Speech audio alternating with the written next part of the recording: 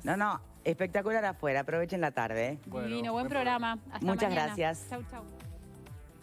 Y muy buenas tardes para todos en casa. Bienvenidos a Esta Boca es Mía. Continuamos con el vivo de la tele en la tarde de hoy. Y vamos a empezar con el tema del día. Obviamente tenemos con nosotros al presidente del PIT-CNT, Fernando Pereira, que ha estado de tour por los medios de comunicación, obviamente, como corresponde. El tema es el paro, pero más que el paro, el tema son las reivindicaciones, las posibilidades de diálogo reales con el gobierno, el futuro de nuestro país. Empecemos.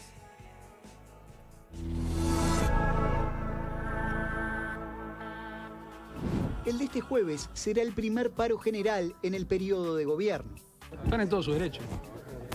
No tengo más opinión para dar. El gobierno y la central sindical han mantenido diálogo, pero no siempre acuerdo. Hay que defenderlo, así que están en todo su derecho, nos guste o no, la plataforma, que obviamente no tenemos nada que ver con eso. El PIT-CNT convocó un paro general nacional de 24 horas. La consigna es por presupuesto popular, por un Uruguay en movimiento. La plataforma incluye reclamos sobre renta básica, salario y canasta de servicios, además de planteos sobre trabajo, salud, educación y vivienda. Nosotros vamos a hablar con todo el mundo, obviamente, lo que dijimos siempre, no vamos a compartir las decisiones son nuestras, pero escuchar siempre, me parece que es lógico, a todas las partes actoras de cualquier actividad siempre hay que escucharlo. El presidente reiteró que el diálogo con el PIT-CNT está abierto. Es parte de las reglas de juego, es decir, el movimiento sindical tiene como instrumento estas medidas cuando entiende que hay cosas que no son compartibles. Obviamente es muy respetable. Respeta, pero no comparte los argumentos de la medida, porque su visión sobre lo que se está haciendo es otra. Nosotros creemos que estamos haciendo las cosas como creemos que deben ser para bien de la ciudadanía, que las decisiones que vamos tomando van en la mirada de defender justamente el interés de los ciudadanos. Según el ministro de Trabajo, el gobierno está dando respuesta a algunos de los problemas, unos generados por la crisis de la pandemia y otros que tendrán solución a más largo plazo. Hay cosas que se han atendido, más allá de que uno pueda decir es mucho, es poco, es suficiente o insuficiente, pero ha habido subsidios, ha habido beneficios, ha habido, digamos, cobertura de servicios, el famoso tema que recién decía de la canasta básica de servicios. De hecho, las empresas públicas no han cortado ningún servicio, más allá de que los ciudadanos hayan podido cumplir con sus obligaciones. Y lo que se trata es de dar respuesta sin duda a los más débiles. Bien, y desde la central sindical lo que se ha dicho en más de una oportunidad es que sí entienden y valoran muchas de las medidas que se han tomado, pero entienden que no son suficientes. Y entre los reclamos está el tema de la renta básica y un acuerdo salarial que pareció haberse cerrado un viernes, pero luego un lunes desde el PIT-CNT se plantea que el gobierno cambia las reglas del juego y por ende no va a haber recuperación salarial, que era lo que de alguna manera habían acordado a partir de un año determinado, ¿no? Bueno, a mí me gustaría, antes de ir a nuestro invitado, a quien le damos las buenas tardes, hacer una vuelta de panel como para darle contexto a la situación, porque estamos asistiendo a un momento en el que pareciera haber una lucha de relatos, ¿no? Nadie va a discutir cuál es la situación actual del Uruguay. Ahora, en ese diagnóstico, lo que sí hay es una suerte de poner la mirada atrás o ponerla solo sobre la pandemia, o hacer la complementación de las dos miradas y entonces elucubrar un posible futuro para nuestro país. ¿Cómo lo ven ustedes? Alfredo. Bueno, la única excusa para estar carnereando hoy es porque venía Fernando. Entonces yo opté por venir a trabajar. Yo siempre defendí los paros como una herramienta. Creo que los paros son una herramienta que tiene el movimiento sindical de todo el mundo. Muchas veces dudo de la eficacia. Si se hace un paro aislado, así no sé qué tan eficaz es. Ustedes dirán después qué van a hacer después. Porque muchas veces, es una especie de gimnasia que no logra resultados concretos. Pero lo que sí me parece que es importante es el tema del diálogo entre las partes, ¿no? Ahora, lo que no sé si es un diálogo de sordos. El gobierno dialoga mucho, pero después hace lo que quiere, no le hace caso al movimiento sindical, no le da corte, o realmente hay un diálogo para tratar de buscar soluciones comunes, que eso es lo que no se visualiza demasiado. Bien. Selva. Bueno, primero yo creo que los paros así solos de por sí no es que solucionan los problemas. El paro es una expresión de protesta Y en este caso concreto del día de hoy, creo que es la expresión de cómo está la sociedad uruguaya. Yo creo que es un paro sentido y que va a tener mucha repercusión. Es decir, yo estoy de acuerdo con este paro, porque el problema es lo que dijo Mieres. Las medidas que se han tomado, sí se han tomado medidas, nadie lo niega, pero son insuficientes y lo hemos analizado en este programa. Cuando un enfermo que tiene una enfermedad grave le das una aspirina, bueno, le podrá sacar el dolor de cabeza, pero va a seguir enfermo. E incluso en un momento dado se te va a morir. Lo hemos dicho en relación a las microempresas, por ejemplo. Si la ayuda no llega, una vez que la empresa cerró, que hay 7.000 empresas que ya cerraron, eso no se levanta. Y la gente que está con un subsidio, como está el 50%, ¿quién vive con el 50% aunque sea por 6 meses? Sabemos que esa es una ayuda, obviamente, y que este país por lo menos tiene esa posibilidad social en relación a otros países latinoamericanos que no tienen estas ventajas, estos beneficios sociales. Pero realmente las medidas, yo lo he insistido, para mí son insuficientes y nos hemos peleado aquí con Pablo sobre el informe de la CEPAL, pero el informe de la CEPAL es tan claro porque trabaja con las cifras del gobierno uruguayo. Más allá de todas las justificaciones, es el país que menos ha invertido desde el punto de vista de solución a la pandemia. Repito, el paro de hoy yo creo que es un paro justo. Bien. Por aquí, Pablo, fuiste aludido recién. Sí, es un derecho constitucional y hay que respetarlo. Sí, no estamos, es que nunca pregunté si le parecía bien o mal el paro. Y además tampoco debería de sorprender porque siempre que se vota el presupuesto hay movilizaciones. Es natural en todos los sindicatos que todos lógicamente van a solicitar un poco más. Ahora bien, dicho esto también, es bueno entender el contexto en que estamos y por qué se da este paro. Estamos hablando de que la central sindical claramente... por supuesto, está en contra de la ley de urgente consideración y, por supuesto, en contra de la ley del presupuesto. Que si bien son cosas diferentes, una tiene que ver con la otra. Acá estamos hablando de que el tema de la ley de urgente consideración es un proyecto de país que refleja un proyecto de gobierno que la mayoría de los uruguayos le eligió. Podrá gustar más o menos, pero esa es la realidad. Cosa bien diferente es la ley de presupuesto, que se da en un marco de una economía que ya venía retraída desde comienzos de este año, que se da en un marco después de una pandemia en la cual lógicamente los recursos son bastante escasos y que podrá gustar o no, pero dentro de lo que yo veo es una ley de presupuesto que es bastante coherente. Lógicamente la central sindical opina lo contrario y por eso claramente provoca este paro, que está en todo su derecho. Entiendo que se está solicitando más de lo que se puede dar. Bien.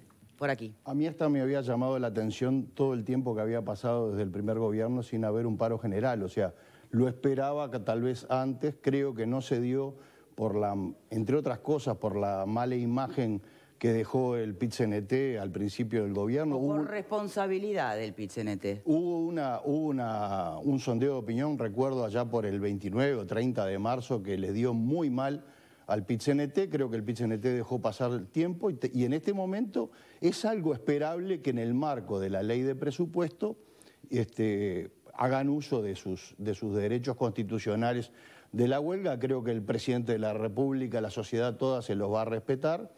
Y la única cosa que creo es que, bueno, al otro día del paro hay un día después en el que todos nos preguntamos ¿para qué sirvió? ¿Qué ganamos? ¿En qué se avanzó? Yo creo que no vamos a tener respuestas positivas a eso. Bien. Perdonen que insista con un aspecto, ¿no? Que debatir la pertinencia, digamos, la validez o no del paro no es el punto. A mí me gustaría ir un poquito más a fondo y analizar el porqué del paro, justamente, y más allá del efecto que pueda tener o no parar un día, lo que estamos todos hablando es de un montón de reivindicaciones gracias a este paro, que se vienen planteando por distintos frentes hace rato, ¿no? Victoria, para mí, te pido con el mayor de los respetos, para mí la eficacia de los paros es en gran medida una de las explicaciones de por qué se hace un paro. Si no podemos discutir sobre la eficacia de los paros, no, entiendo lo que decís. Le vamos a pedir a la sociedad, le vamos a pedir a la sociedad todo un gran sacrificio. Entiendo lo que decís. Y tanto es así que hay un hashtag yo no paro hoy, o algo parecido. Pero para mí es aprovechar el tiempo teniendo a un representante de lo que es una mirada bastante amplia de los reclamos que hay en la sociedad, aprovechar para entenderla, ¿no? Para profundizar en ella y contrastarla con lo que es las decisiones del gobierno. La LUC es otra historia. El PIT-CNT sabe que ganó el gobierno de coalición y que todos son promesas de campaña, a nadie sorprenden. Otra cosa es ante los eventos, la pandemia, lo inesperado, cómo han tratado o no de acompañar los esfuerzos del gobierno y hasta dónde les parecen insuficientes y hasta dónde hay reclamo por marcar cancha o hasta dónde hay reclamo con la convicción de que se puede pedir más. Creo que son escenarios diferentes. Pereira. Bueno, antes que nada, muchas gracias por la invitación. Parto de la base que en una sociedad libre, en una república, nos deberíamos asustar cuando no hay protesta, cuando no hay derecho a protesta, no cuando hay protesta. Después podemos discutir si la propuesta es legítima, es decir, es entendible por la sociedad o no, y eso siempre puede tener más de una interpretación. Yo voy a dar la mía, que no soy el dueño de la verdad, es la que tengo. Por ejemplo, cuando se dice el movimiento sindical tiene una mala imagen, yo digo, tengo las encuestas que le dan 43% de opinión favorable. Eso es más de 1 millón de uruguayos. Si ustedes tienen muchas organizaciones que las apoyen más de 1 millón de uruguayos, me las mandan por mail, yo las analizo. En determinados momentos, cuando cometemos errores, porque todas las organizaciones cometemos errores, esa popularidad puede bajar. Pero en medio de la pandemia, esto es lo que marcó Opción Consultores. Yo la tengo en el celular, no me dejan entrar el celular, por eso no se las doy ahora, pero se las doy cuando termine el programa. Entonces, la de cifra era irreal. Pero la de cifra daba 30. Esto significa 800.000 personas. Dígame cuántos partidos tienen 800.000 personas que los apoyan. El Club Atlético Peñarol tiene más que eso. Bueno, sí, porque nos tiene a nosotros. Sí, bien, no perdamos tiempo, por favor. Y ahí no hay ideología. Entonces, la pregunta es, el paro La idea era buena, pero no salió pupó. Que es como lo enfocó Selva, y yo creo que lo enfocó correctamente. Y sí, hay un paro justo. Hubo 200.000 personas cobrando la mitad durante bastante tiempo. Ahora hay cerca de 90.000 personas cobrando la mitad. Pero 130.000 dejaron de buscar empleo desalentadas por 150.000 puestos de trabajo desaparecieron. ¿Son afiliados al PIT-CNT? No. El PIT-CNT en esto se podría correr para un costado. Son monotributistas Mides, Literal E, empresas unipersonales que facturaban para una sola empresa y que Dios los proteja a los que los contratan de esa manera. También ¿no? estaría el PIT-CNT hoy representando a ese microempresario que tiene 2 personas. Pero yo no sé si lo representa. Como mínimo coloca la cara y dice a esta barra hay que ayudarla. Si usted tiene una empresa de turismo en el medio de que el turismo se desparramó y no le da una ayuda, cuando vengan los turistas que van a volver, lo que no va a estar es la empresa. Y sin empresa no hay trabajadores. Eso es un discurso nuevo del PIT-CNT y me pareció buenísimo. Sin empresa no hay trabajadores. Que microempresarios estén dentro de la plataforma. Zócalo. Entonces, segunda reflexión, si el trabajo es lo fundamental, porque no es solo el ingreso de los trabajadores, es también tu anclaje a la vida. Vos cuando te vas del programa o cuando te vas de tu taller, Pereira. vas y le contás a tus hijos lo que pasaste ese día, los contactos con tus compañeros, las diferencias. O sea, socializás. Como bien dice Rolón... Es dignidad, no hace falta agregar más cuando seas patrón información. y vayas a echar a alguien, dice Rolón, en una fase fantástica de su profesión de psicólogo, pensalo muy bien, porque la vida se la vas a afectar enormemente. Con lo cual el despido fácil, como se ha utilizado brutalmente en muchos lugares... Por la pandemia, dice. Por la pandemia, reestructurando de manera salvaje en algunos lados. Esto es... ¿De eso hay prueba? Y no va a haber. Porque uno puede intuirlo, pero hay estudiados. Un diario dejó de imprimir, yo qué sé, un diario dejó de imprimir. Usted puede decir, pero las condiciones que ahora no imprimen. No, pero dejó de imprimir en la pandemia, cuando las condiciones para defender determinadas cosas son inferiores. Ahora, ¿cuál fue la respuesta del movimiento sindical en la pandemia? Nos encolumnamos detrás de la política sanitaria del gobierno. Es cierto. Participamos en el protocolo de los trabajadores de la salud. A eso iba con si fue responsabilidad. Participamos en el protocolo de los trabajadores de la construcción. Participamos en el protocolo... ¿Qué cortó entonces esa suerte de buen vínculo responsable a la vista que hubo en el principio? Pero llegó al gobierno con legitimidad y con votos un sector de la política que defiende determinadas políticas que desde mi punto de vista y desde el punto de vista del movimiento obrero afectan los intereses de los trabajadores. Yo simplemente me voy a remitir a las pruebas. El modelo de presupuesto actual va a llevar a la educación de 4.6% del PBI para UTEC, UDELAR y ANEP a 4% del PBI. Esto 0.6% del producto. En vez de acercarlo al 6%, lo alejamos 0.6%. Con menos PBI todavía. Con menos PBI. Más bajo el PBI. Y una segunda constatación. El salario de los trabajadores va a caer durante los primeros 2 años por una fórmula salarial que no se cumplió. Es decir, se nos dijo una fórmula el domingo y se presentó una diferente al lunes. Y esta práctica no es la adecuada, no es correcta. Con lo cual nadie sabe cómo se va a volver a recuperar. Ustedes lean el artículo 4 del presupuesto. Bien. Si entienden cómo es, ustedes me lo explican. Pero ¿sabe qué significa en el salario de los trabajadores? 18 jornales de descuento. O sea, si nos vamos a preocupar del jornal de hoy, los maestros y funcionarios de primaria, nos tenemos que preocupar que el año que viene y el subsiguiente vamos a tener 18 jornales de descuento. Bien. Y no nos dicen cómo nos van a devolver esos jornales.